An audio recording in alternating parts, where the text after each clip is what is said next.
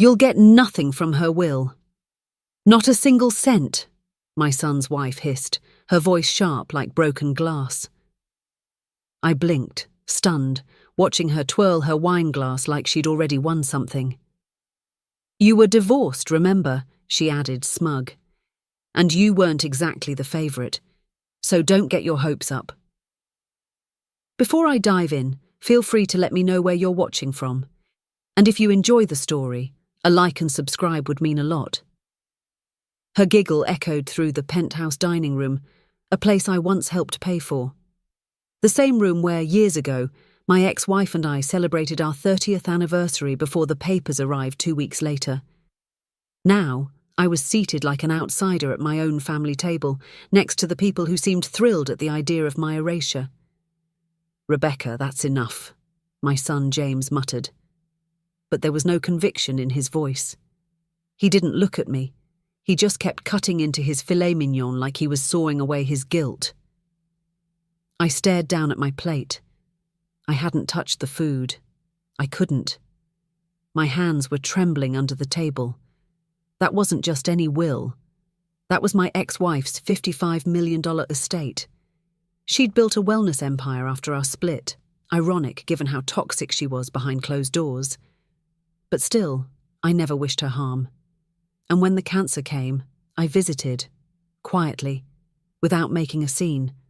I thought we'd ended things on not good terms, but not vengeful ones either. We'd raised James together. She remarried. I didn't. But even in her final moments, when I sat beside her hospice bed and read her poetry, she gripped my hand and said, "You'll be fine, Lynn. I've taken care of everything." Now I was sitting at a dinner table, being laughed at like a joke. Rebecca raised her phone and whispered something to her friend on speaker. I heard my name, then laughter. I didn't need subtitles to understand. They thought I was done for. The next day was the will reading. James didn't invite me. I showed up because I had every legal right to be there. The lawyer's office was modern, cold, metal chairs, white light, no tissues on the table. That should have told me what kind of reading it would be. Rebecca was already there, legs crossed, sunglasses on inside like she was a celebrity. James stood near the window, arms folded, his jaw tight. "Ah, Lynn," the lawyer said when I walked in. "Please, have a seat." Rebecca scoffed. James didn't say anything. "I wasn't sure you'd come," the lawyer said. "I promised her I would," I said, sitting. "She asked me to be here." Rebecca burst out laughing. "Of course she did," she said. "Maybe she also told you she'd leave you the moon." The lawyer opened a folder. "I will read each portion of the will line by line," he said, ignoring her. "Please refrain from interruptions." The first part was boring. Donations to charities, some retirement accounts to staff, even a scholarship fund in her name. Then came the family section. "To my son, James," the lawyer read, "I leave the lake house in Vermont and $250,000 in personal stock." James nodded slightly, though I noticed the number made his shoulders twitch. "To Rebecca, my daughter-in-law," the lawyer continued, "I leave the jewellery she admired in my bedroom drawer and $10,000 to treat herself, as she always liked to say." Rebecca beamed. "I knew it," she whispered, leaning into James. Then came a pause. The lawyer turned a page slowly. Rebecca sat up straighter. "That's it?" she asked. "Isn't there more? The company shares?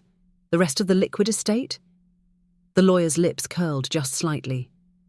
"The bulk of the estate," he said, "including the remaining $47 million in cash and equity, along with the controlling interest in Wellness Ward International, the family trust, the property in Tuscany, and all intellectual property." The room went silent. "Will be transferred immediately to Lynn Richardson, as per the signed amendment made 2 weeks before her passing." Rebecca made a choking sound. "What?" she blurted. That can't be right." James turned pale. "She amended the will?" The lawyer nodded calmly. "Yes. I was present during the signing. She was of sound mind. The paperwork is notarized and video recorded." Rebecca stood. No. This is fraud. She's an ex-wife. I stayed frozen, not from shock, from the weight of knowing this moment was coming. The lawyer reached into the folder and pulled out a sealed envelope. "She left you this," he said, handing it to me. My fingers trembled as I opened it. Inside was a single handwritten line. "Lynn, you were the only one who ever saw me. Now let the world see you. Love, M." I exhaled slowly. Rebecca's voice grew louder. "We'll contest this. James, say something." But James wasn't looking at her. He was staring at me, and his eyes were filling with something I couldn't quite place. Shame? Regret? Or maybe fear? That's when the lawyer slid one final paper across the table toward me. "There's something else," he said. "The company has requested you attend the next board meeting. As the new majority owner, they need your signature on a few transitions." Rebecca turned, confused. "Board meeting?" The lawyer smiled, then looked at Rebecca directly. "She's your boss now." Her mouth dropped open. "No." I stood up slowly, tucked the letter into my coat, and looked at Rebecca with the smallest of smiles. "I suppose," I said gently, "you were right." She blinked. "What?" "You said I'd get nothing." But I didn't. And then I walked out. But as the elevator doors closed behind me, I didn't realize that wasn't the end. It was just the beginning. Because when I opened my car door, there was already someone inside waiting, and the words they whispered changed everything. The second I opened the driver's side door, I froze. There was someone sitting in the passenger seat, black suit, clean-shaven, sharp jaw, hands folded. I hadn't seen him approach.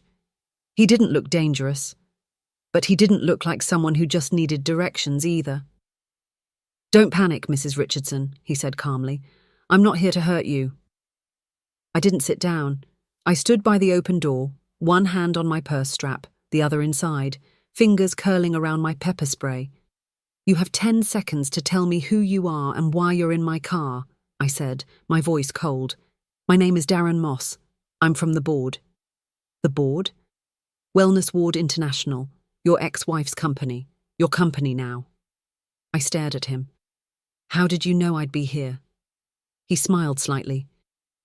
"We've been waiting for this day. You have no idea how long." I got in but didn't let go of the spray. He held up his hands. "I won't touch anything. I just wanted to say this in private." "Say what?" "You need to prepare. Rebecca and James, they're going to come for you." "What do you mean, come for me?" The amendment to the will blindsided them. But it didn't blindside us. Margaret told us weeks ago. She said, and I quote, "When I'm gone, Lynn will know exactly what to do. She always did." I swallowed. My hands were shaking. Not from fear, from the weight of everything hitting me at once.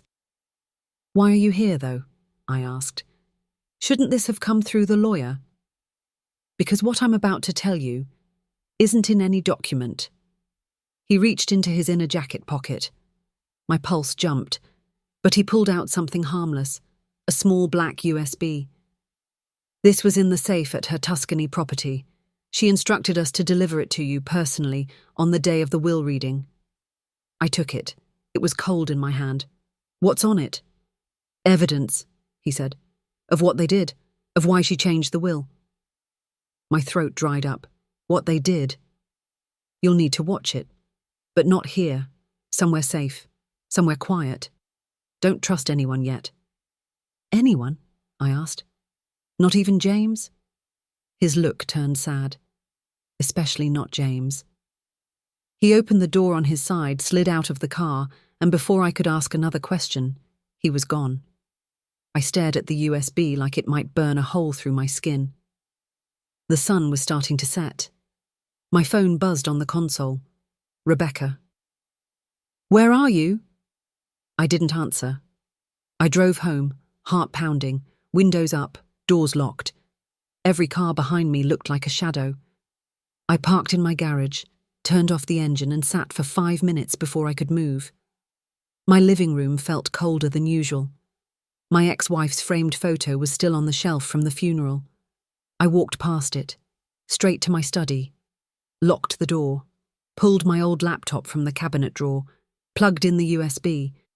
There were 3 video files, each one labelled with a single word. Trust. Debt. Fire. I clicked the first one. Trust. The screen went black for a moment. Then Margaret's face appeared. She looked pale, tired, wearing a scarf on her head. Her voice was hoarse but clear. If you're watching this, Lynn, it means I'm gone. And it means you've been dragged back into this family war I tried to end. I should have told you sooner. But you always deserved peace. And peace is something James and Rebecca never gave you. She paused, coughed. I know what they did. I know how they drained the trust account behind my back. I know Rebecca used your name on business filings. I know James signed off on it and told me you agreed. I didn't believe it. But I didn't stop it either. Not until it was too late. This is your proof. She gestured toward something off-screen. Suddenly video cuts appeared. Grainy surveillance clips. Rebecca in an office, pulling documents from a file cabinet, holding one up. James signing it. I recognized the signature. My signature. Only I never wrote it. They used your name to get access to funds, Margaret continued. And when I confronted them, they gaslit me. Called me senile. Said I must have forgotten giving them permission. But I knew better. I'm leaving it all to you. Not out of pity, not out of revenge, but because you were the only one who never lied to me. Even when it cost you everything. I hit pause. My breath caught. The date on the footage? 2 years ago. That was when my credit report had a mysterious spike. When strange bills came and vanished again. I'd brushed it off. Now it all made sense. They'd stolen from me, lied about it, and Margaret had seen it all. I clicked the second file. Debt. The screen flickered. A spreadsheet opened, Margaret's voice narrating. This is a full audit of James and Rebecca's personal finances. I had it compiled after I noticed irregularities in the family trust. Line after line of luxury purchases, cash withdrawals, overseas transfers. They have over $2.4 million in silent debt, and they used your name as guarantor for most of it. I blinked. They forged my name on loans. Margaret's voice continued. I had the documents sealed. If you want to press charges, the lawyer has my authorization letter. It's up to you. Tears welled in my eyes. My own son, the boy I raised, fed, protected. He'd let his wife use me like a ghost signature. He never even apologized. Never once said, "Are you okay, Mum?" I closed the laptop and just sat there, breathing. Then the doorbell rang. Once, twice, then loud knocking. I crept to the hallway, peeked through the camera. It was James. He looked agitated, hair messy, one hand clenched, the other banging on the door. "Mum," he yelled, "we need to talk." I didn't answer. He banged louder. "I know you got something. She left it to you, didn't she?" Silence. "You don't deserve it." He kicked the bottom of the door. I jumped back, and then he said something that froze my spine. "I'm warning you. Don't open that last file." My mouth went dry. How did he know? I hadn't told anyone I had it. I crept back to the study, heart racing, and looked at the third file on the USB. Fire. Why would James be afraid of this one? I hovered over it, then double-clicked. The screen turned black, and what I saw next made me gasp out loud. The screen flickered for a moment after I double-clicked the third file labelled Fire. Then the black turned into red. Flames. A blurred image of fire caught on a handheld camera. For a moment I thought it was some corrupted file, but then Margaret's voice cut through the static, sharp, hoarse, angry. "If they're watching this, then it's too late.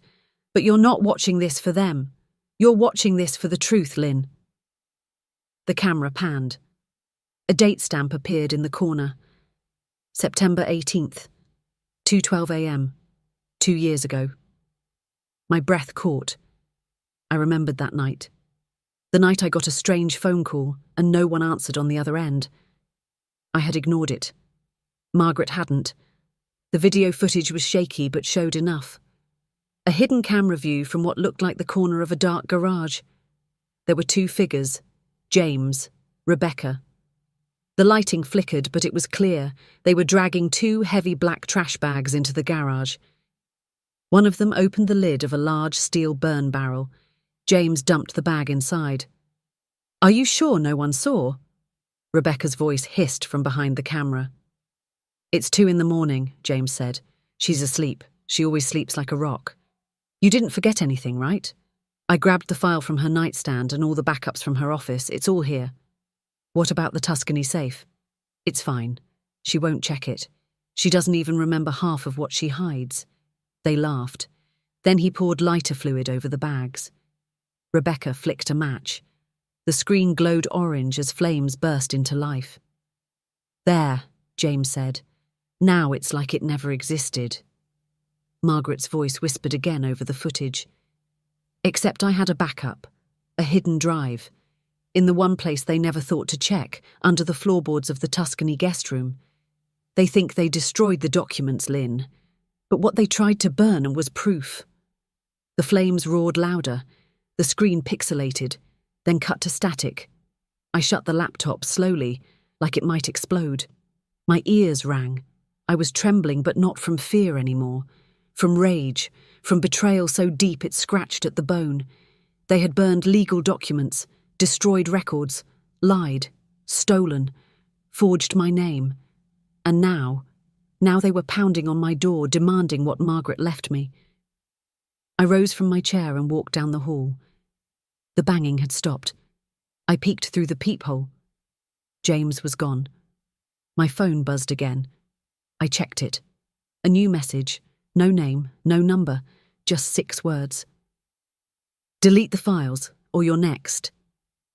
I locked every window, drew every curtain. I didn't sleep that night, not a second. I sat by the door with a mug of tea and the USB in my pocket. Morning light finally spilled across the floor. I showered, dressed, and drove straight to the lawyer's office. "You need to see this," I told him, sliding the USB across the table. He plugged it in. I watched his eyes go wide. He watched the whole thing, no interruptions. When it ended, he turned slowly. "Do you realize what this means?" he said. "It means they committed financial fraud, forgery, destruction of legal property, and they threatened you. On top of that, they might have violated federal privacy laws." I nodded. "And I want it all on record." He reached for his phone. "I'll have my paralegal prepare a statement. And Lynn..." He paused. "You don't need to go to the board meeting alone." 2 hours later, I arrived at the Wellness Ward skyscraper downtown. The building glistened like power. Everyone who walked in wore tailored suits and expressions like weapons. I was escorted to the executive elevator, past the marble floors and the security guards who now knew me by name. The top-floor boardroom had glass walls and a long obsidian table. When I walked in, heads turned. The woman at the end of the table stood. "You must be Lynn Richardson," she said. "I'm Tara Bloom, acting chair of the board." "Not for long," a voice behind me interrupted. "Rebecca." She walked in wearing red. James followed, avoiding my eyes. "We were just discussing our objections to your role," Rebecca said, sliding her designer handbag onto the table. "This is a hostile transition. Margaret was not of sound mind when she amended the will. We have grounds." The board members whispered. Murmurs spread. Tara looked at me. "Do you have a response, Mrs. Richardson?" I nodded. I placed the laptop on the table, turned it toward the screen behind me, connected it, and hit play. The flames appeared. The footage played, their laughter, the match, the lies, and then Margaret's voice. Silence. No one spoke. Rebecca's face turned grey. James looked like he might be sick. One board member stood. "Is this admissible?" "It's time-stamped, dated, and certified by her estate lawyer," I said. "We've filed an official legal report this morning." Rebecca lunged toward the laptop. "Turn that off! You don't know what you're doing." "Sit down," Tara said, her voice sharp like a whip. "You forged documents in this building," another man said. "You used corporate accounts to pay personal debts." Rebecca's lip trembled. "That wasn't me. He told me—" James exploded. "You told me she was fine with it. You said she gave permission." I laughed quietly. "And you believed that?" The boardroom turned to chaos. But through it all, Tara just looked at me. "You're in charge now, Lynn," she said. "We've seen enough. The vote is unanimous." But you can't just throw us out," Rebecca stammered. "Yes, we can," Tara said. "Effective immediately, you are both banned from this building and from the company's assets. Security will escort you out." James's voice broke. "Mum, please." I turned to him. "You called me crazy. You signed debt in my name. You tried to erase me." "I didn't know it would go this far," he whispered. "That's what they always say, when the money runs out." Rebecca shrieked. "You're a bitter, jealous old woman. That's all you ever were." I tilted my head. "No," I said, stepping forward. "I'm your boss." Security stepped in. Rebecca cursed. James just cried. But just as they reached the door, Rebecca spun back and screamed. "You haven't seen the last of this. There's more. You think you know everything, but you don't." I narrowed my eyes. "What are you talking about?" She smiled now. The first real smile I'd seen since the will reading. But it was wrong. Crooked. Cold. "Margaret didn't just leave you the money," she said. "She left you her secret." The elevator dinged. They disappeared, and I was left standing in the boardroom with one question swirling in my head. What secret? The boardroom emptied slowly. Some members stayed behind, exchanging wary glances, unsure of whether to congratulate me or keep their distance. I wasn't offended. I wouldn't trust me either if I'd just witnessed the heir apparent get publicly dismantled and exiled. But that last sentence, "She left you her secret," was a stone in my chest. I couldn't shake it. I'd been prepared to deal with money, with legal documents, with fraud. But a secret from Margaret. That woman carried more in silence than most people said in a lifetime. I stood at the window of the skyscraper, staring down at the traffic. The city buzzed on, unaware that I'd just been handed the remains of a fortune and the burden of something hidden, something someone didn't want found. Tara approached me. "You okay?" she asked softly. "I've had better weeks," I said. "And what Rebecca said?" "She lies as often as she breathes," I replied. But that wasn't a bluff. She knew something. She wanted me to feel it. Tara nodded slowly. "Margaret was complex," she said. "You knew her longer than I did, but even I could tell she had layers. If there's a secret, it's probably in one of those layers." "Like what?" I asked. "Old affairs? Hidden children? Offshore accounts?" "Or enemies?" Tara whispered. I turned sharply. "Enemies? You don't get to 55 million without stepping on a few toes. Margaret had rivals, business ones, political ones, and she was ruthless when protecting her reputation. But if she kept something secret, it means she was protecting you or setting you up to finish something she couldn't. And what if she was protecting herself?" Tara tilted her head. "Then she failed. And now it's yours." I left the building with a branded folder in hand, documents confirming my new majority stake, access passes and temporary control over her personal effects stored in a safety deposit box at the Laurel Heights private vault. I drove straight there. The receptionist asked for my ID, then verified it against the death record and executor notes. "We've been expecting you," she said, and handed me a key. "Locker 17B, basement level. Take the private elevator." The ride down felt colder than the lobby. The air smelled sterile, metallic. The vault hallway was long and silent. My heels echoed off the polished stone floor. Locker 17B sat at the end, brass number glinting under fluorescent light. I unlocked it. Inside was a single black briefcase. No labels, no tags, just a fingerprint scanner. I held my breath and pressed my thumb against it. It clicked open. Inside were 5 things: a red leather journal with a broken strap, a sealed envelope labelled "For Lynn Only," a small velvet box, a flash drive wrapped in linen, a photograph of me and Margaret in Italy, smiling, holding wine. I pulled out the journal first. It was heavy. When I opened it, the pages were filled with Margaret's handwriting, not business notes, not legal strategy, personal thoughts, raw emotions, secrets she hadn't spoken aloud. Entry 1.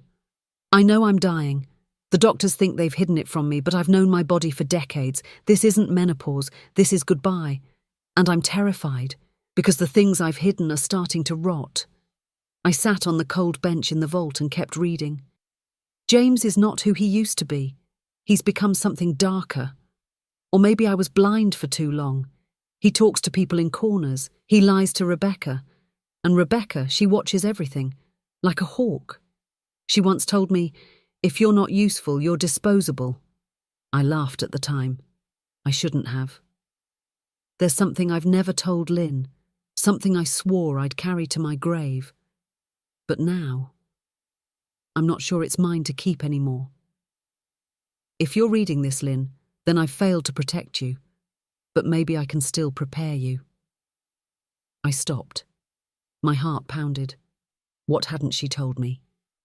I turned to the sealed envelope labelled "For Lynn Only." The paper was thick, old-fashioned. I opened it carefully. Inside was a single page. Typed. No signature. Lynn, if this letter finds you, it means the time has come. You must go to the old vineyard house, the one we visited in 1998. The cellar. The key is inside the velvet box. Please don't go alone. And please, forgive me. M. I opened the velvet box. A rusted old key lay inside, the kind that didn't open anything modern. The vineyard house? I remembered. Barely. We'd taken a 2-week trip to France, before the divorce, before the empire. We'd visited a countryside villa. She'd been obsessed with it. Said it felt like the kind of place you go to be reborn. I'd laughed. She hadn't. The address had been scribbled in her journal. I flipped the back page. There it was. Château Vignette, Liorac-sur-Loire, France. I stared at the flash drive, still untouched. I didn't want to watch it yet. Something told me it would hurt. I flew out 2 days later, told no one, booked everything in cash. The village was quiet, old, beautiful in the way forgotten places are. The villa had been closed for years. A padlock hung on the gate, but the old key worked. Inside, dust coated everything. Furniture was covered in sheets. Cobwebs clung to the chandeliers, but it was intact. The walls were lined with old family paintings, some of her ancestors, she'd once said. A cracked portrait of a young girl with fire in her eyes stopped me. She looked like Margaret. No, she looked like Rebecca.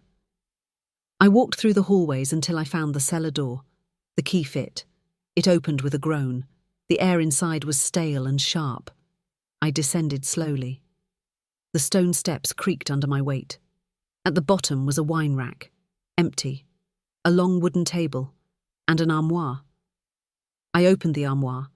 Inside were 2 boxes, one marked Truth, one marked Danger. My hand hovered between them. Then I heard a creak above me. Footsteps. I froze. I wasn't alone. I reached for the Danger box and heard a voice whisper in French above the stairs. I couldn't make out the words, but the tone was urgent. Then the door slammed shut. I was locked in, and whoever was up there knew I was here. The cellar door slammed shut above me with a boom that echoed like thunder against the stone walls. My hands tightened around the box labelled Danger as the air shifted, heavy with dust and cold fear. I didn't breathe. I couldn't. I stayed perfectly still, listening. There were footsteps above me, slow, deliberate. Then a whisper, in French, a man's voice.